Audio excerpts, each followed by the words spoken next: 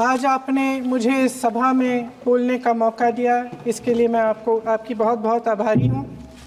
सबसे पहले जो सुरक्षाकर्मी, जो जवान अफसर 13 दिसंबर को संसद की सुरक्षा के लिए शहीद हुए, उनके प्रति मैं श्रद्धांजलि व्यक्त करना चाहती हूँ।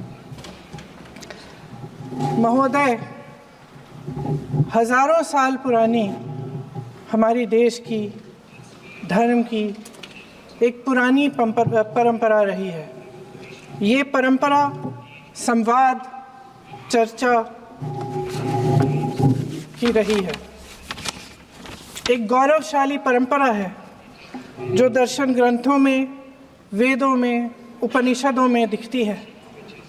वाद विवाद और संवाद की हमारी पुरानी संस्कृति है।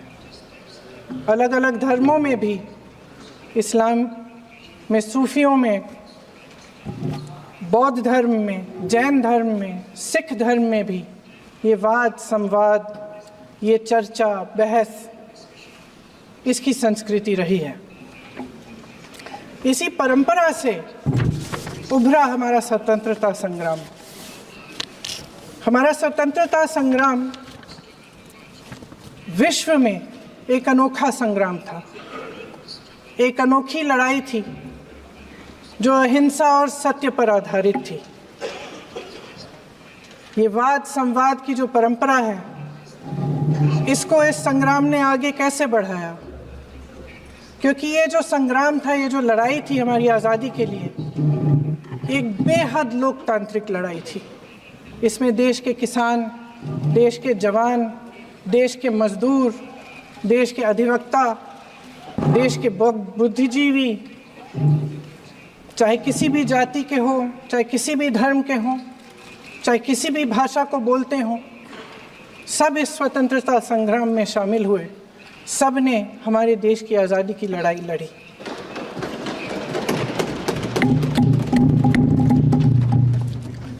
और उसी आज़ादी की लड़ाई से एक आवाज़ उभरी जो हमारी देश की आवाज़ थी।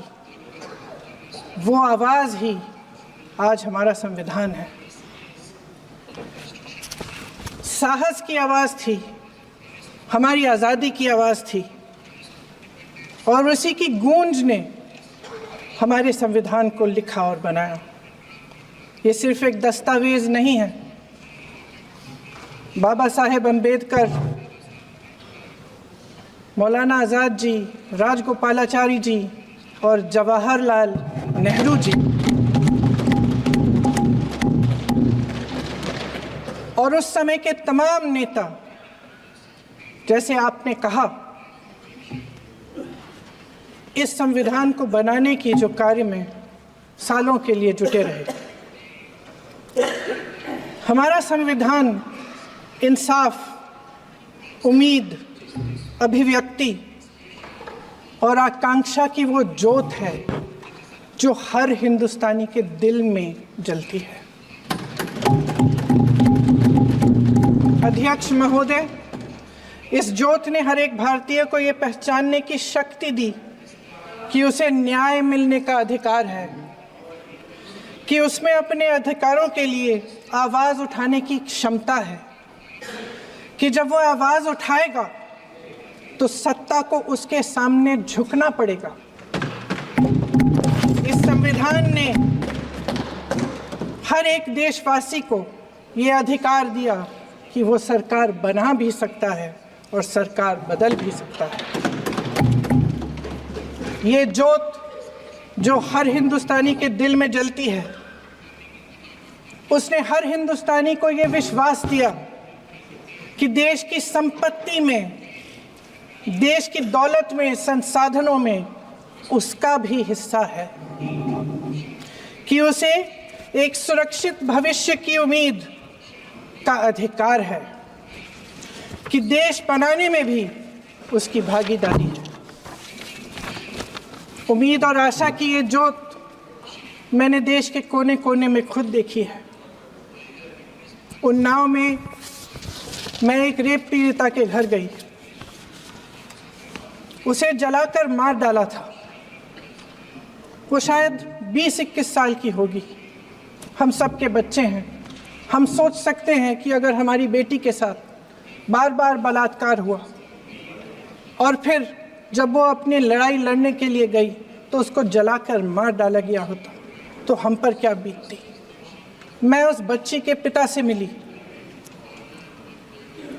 उसके खेत जलाए गए थे, उसके भाइयों को पीटा गया था, उसके पिता को बाहर से घर के बाहर घसीट कर मारा गया था। उस पिता ने मुझे बताया कि बेटी, मुझे न्याय चाहिए। मेरी बेटी अपने एफआईआर को दर्ज करने के लिए जब ज़िले में गई तो उसको मना किया गया। अगले ज़िले में जाना पड़ा उसे। वो रोज़ सुबह 6 बजे उठकर तैयार होकर अकेली अपने मुकदमे को लड़ने के लिए अगले ज़िले में ट्रेन से जाती थी। उसके पिता ने मुझे कहा कि मैंने उससे कहा, बेटी अकेले मत जाओ, छोड़ दो ये लड़ाई। लेकिन उसकी बेटी ने उसको जवाब दिया कि नहीं पिताजी, मैं अकेली जाऊंगी, मैं लड़ूंगी, ये मेरी लड़ाई है, मैं इसको लड़ूंगी। ये लड़ने की क्षमता, ये हिम्मत उस लड़की को और करोड़ों भारत की नारियों को हमारे संविधान ने दी। आगरा में मैं अरुण वाल्मीकि के घर गई। अरुण वाल्मीकि पुलिस स्टेशन में काम करता था, सफाई का काम करता था। आप सोच सकते हैं हमारी तरह उसका भी परिवार था। नई नई शादी हुई थी, 2-3 महीनों का बच्चा था। पुलिस स्टेशन में चोरी हो गई। चोरी का इल्ज़ाम उस पर लगाया गया। उसके पूरे परिवार को उठाकर पुलिस स्टेशन में ले गए। आप हंस रहे हैं, लेकिन ये गंभीर बात है। और क्या गंभीर बात। शर्म करो, शर्म। अरुण वाल्मीकि को पीट पीट के मार डाला, उसकी बीवी को पीटा, उसके पिता के नाखून निकाले, उसके पूरे परिवार को पीटा गया। जब मैं उस जवान महिला से मिलने गई जो अभी अभी विधवा हुई थी, तो उसने मुझे कहा कि दीदी, हमें सिर्फ एक चीज़ चाहिए, हमें न्याय चाहिए और हम इस न्याय के लिए लड़ते रहेंगे, चाहे कुछ भी हो जाए। ये हिम्मत उस महिला को हमारे संविधान ने दी।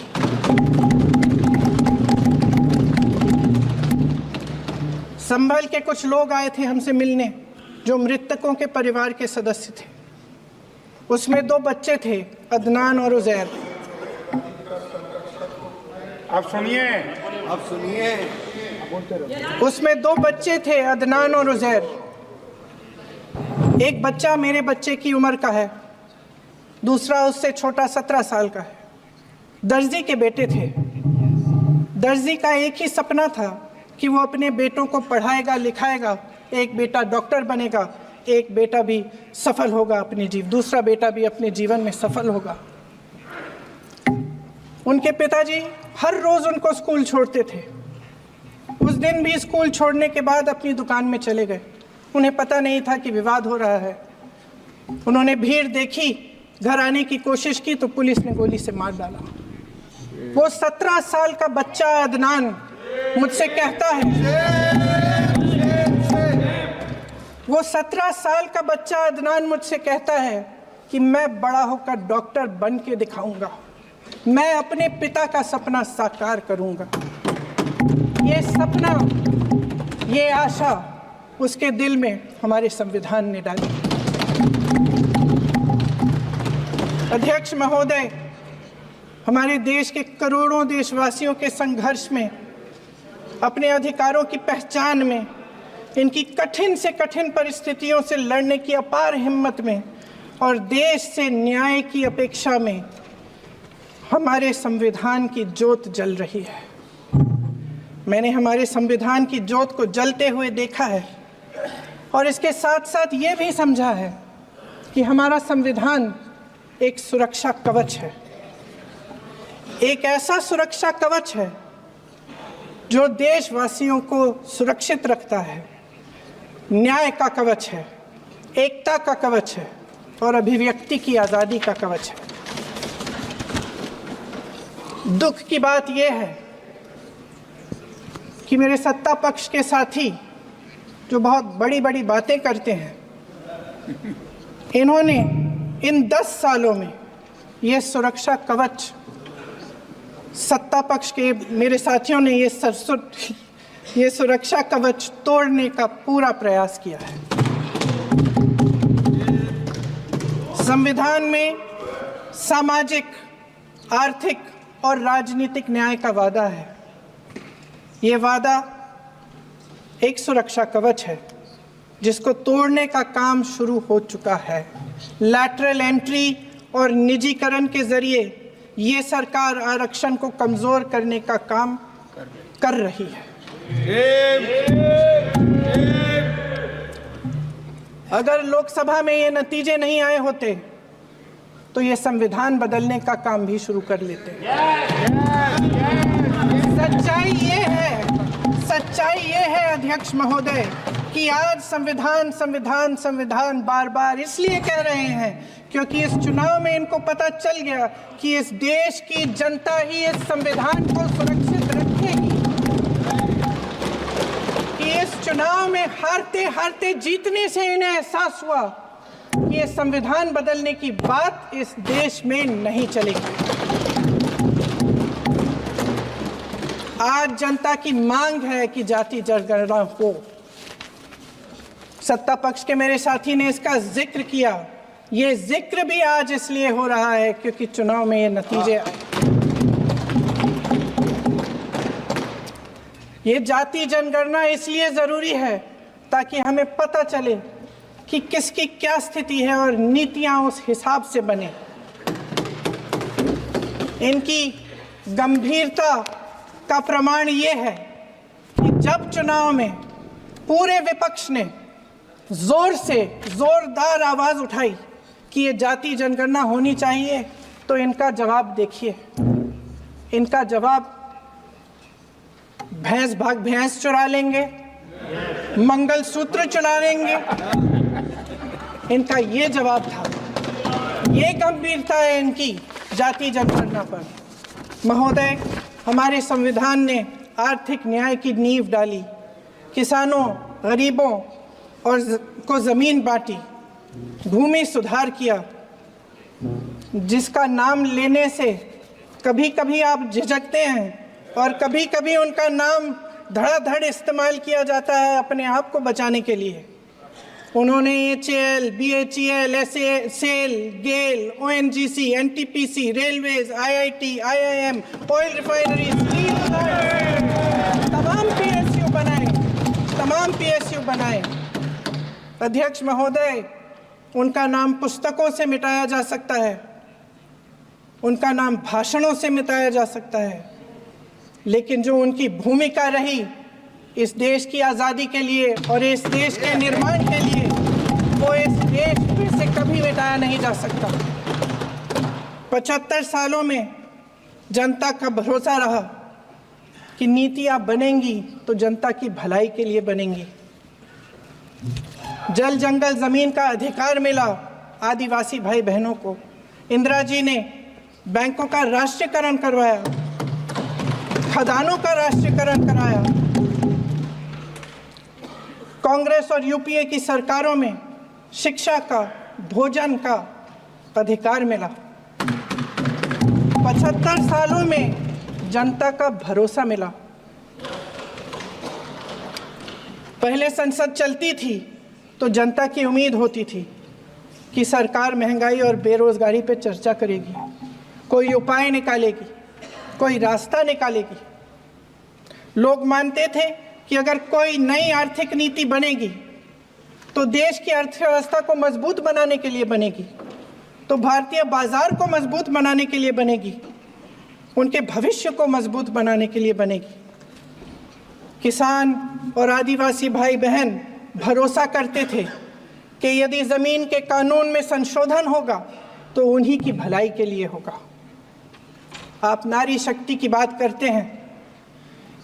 आज चुनाव की वजह से शायद इतनी बातचीत हो रही है नारी शक्ति के बारे में, क्योंकि हमारे संविधान ने महिलाओं को ये अधिकार दिया, उनकी शक्ति को परिवर्तित किया वोट में, और आज आपको पहचानना पड़ रहा है कि महिलाओं के बिना, कि नारी शक्ति के बिना ये सरकारें नहीं बन सकती हैं। इसीलिए आज आप नारी शक्ति की बातें दोहरा रहे हैं। जो आप नारी शक्ति का अधिनियम लाए हैं उसको लागू क्यों नहीं करते? वो 10 साल बाद लागू क्यों होगा? क्या आज की नारी 10 साल इंतजार करेगी उसके लागू करने के लिए? क्या बात है, क्या बात।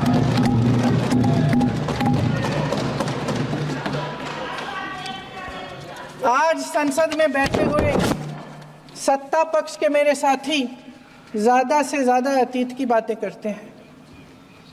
1921 में क्या हुआ, कब हुआ, नेहरू जी ने क्या किया। अरे वर्तमान की बात करिए, देश को बताइए आप क्या कर रहे हैं, आपकी जिम्मेदारी क्या है? कि सारी जिम्मेदारी जवाहरलाल नेहरू की है। अध्यक्ष महोदय जी, ये सरकार आर्थिक न्याय का सुरक्षा कवच तोड़ रही है। आज संसद में बैठी ये सरकार बेरोजगारी और महंगाई से जूझ रही हमारी जनता को क्या राहत दे रही है। कृषि के कानून भी बड़े बड़े उद्योगपतियों के लिए बन रहे हैं। सही एमएसपी को छोड़िए, डीएपी तक नहीं मिल रहा है।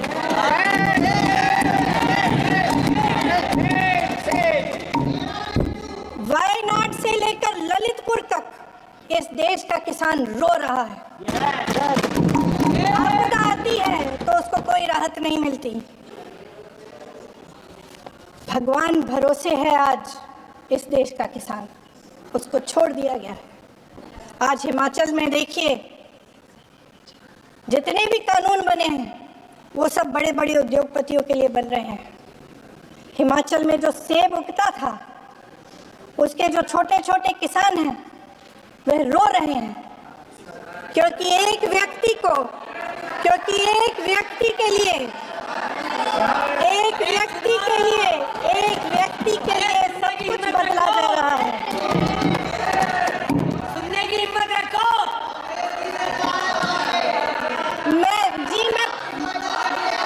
अध्यक्ष महोदय जी,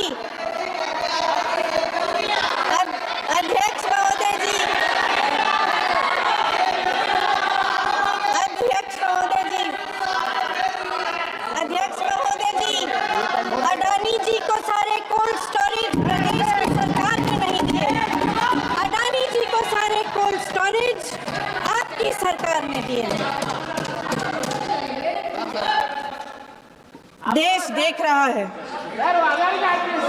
देश देख रहा है कि एक व्यक्ति को बचाने के लिए 142 करोड़ देश की जनता को नकारा जा रहा है।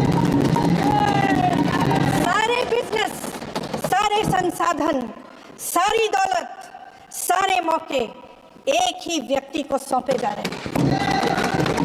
सारे बंदरगाह, एयरपोर्ट्स, सड़कें, रेलवे का काम, कारखाने, खदानें, सरकारी कंपनियां सिर्फ एक व्यक्ति को दी जा रही है। जनता के मन में हमेशा ये विश्वास होता था कि अगर कुछ नहीं है तो संविधान हमारी सुरक्षा करेगा, मगर आज आम लोगों के बीच ये धारणा बनती चली जा रही है कि सरकार सिर्फ अडानी जी के मुनाफे के लिए चल रही है। देश में बहुत तेजी से गैर बराबरी बढ़ रही है। जो गरीब है वो और गरीब हो रहा है, जो अमीर है वो और अमीर हो रहा है। इस सरकार ने आर्थिक न्याय की भी सुरक्षा कवच तोड़ दिया है।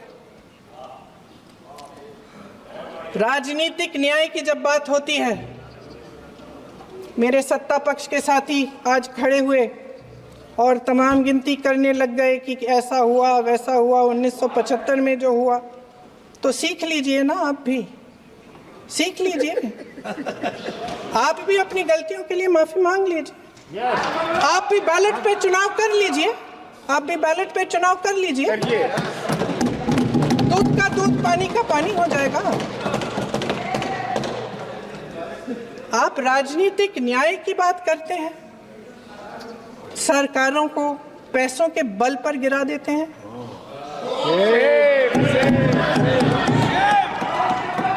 मेरा आग्रह है कि अपन संविधान में सकारात्मक बोले।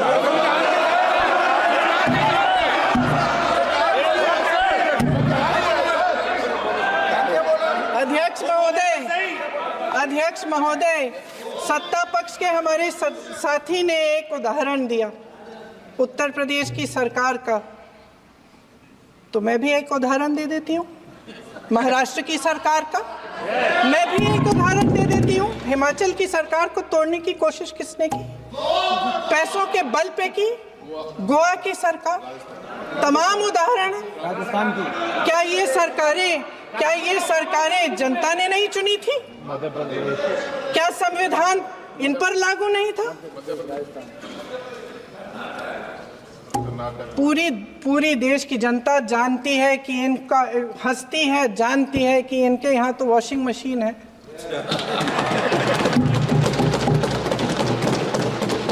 तो यहाँ से वहां जाता है, वो धुल जाता है। इस तरफ दाग, उस तरफ स्वच्छता। और मेरे कई ऐसे साथी हैं जो इस तरफ होते थे उस तरफ चले गए, मुझे दिख भी रहे हैं, वॉशिंग मशीन में शायद धुल गए हैं। अध्यक्ष महोदय, जहां भाईचारा और अपनापन होता था, जहां हमारे संविधान ने एकता का सुरक्षा कवच दिया था, वहां शक और घृणा के बीज बोए जा रहे हैं। एकता का सुरक्षा कवच तोड़ा जा रहा है। प्रधानमंत्री जी यहाँ सदन में संविधान की किताब को यूं माथे से लगाते हैं, लेकिन संभल में, हाथरस में, मणिपुर में जब न्याय की गुहार आती है, उठती है, तो उनके माथे पे शिकन तक नहीं आता।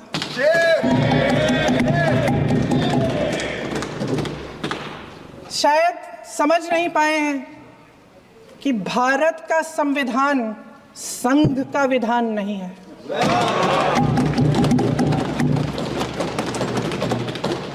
भारत के संविधान ने हमें एकता दी, हमें आपसी प्रेम दिया। उस मोहब्बत की दुकान जिस पर आपको हंसी आती है, उसके साथ करोड़ों देशवासी चले। करोड़ों देशवासियों के दिल में एक दूसरे के लिए प्रेम है, घृणा नहीं है।